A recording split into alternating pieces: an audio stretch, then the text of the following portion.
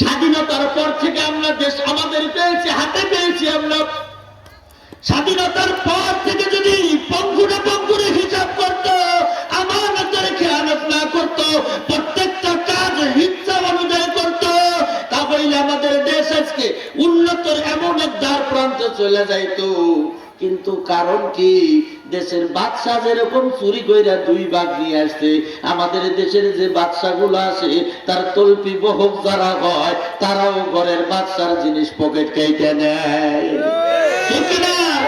বাদশার পকেট কেটে নেয়, ঘরের মধ্যেই চলো। তাইলে কেমন করে হয় বাবা আমার? একটু জিকির লা ইলাহা ইল্লাল্লাহ, জোরে বলবেন না, লা ইলাহা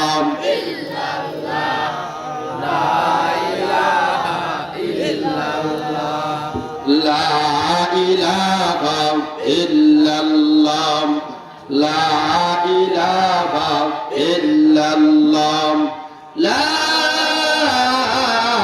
ইলাহা ইল্লাল্লাহ, মুহাম্মাদুর রাসূলুল্লাহ সাল্লাল্লাহু আলাইহি ওয়াসাল্লাম।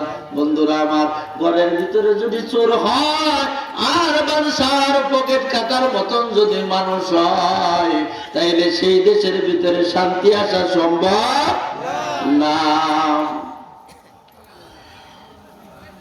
ভালো ভালো কাজ করবা, ভালো ভালো কাজ করবা, পকেট মেরে নেবা, মানুষকে বয়ান দেবে একটা, পকেট কেটে নেবা আর একটা।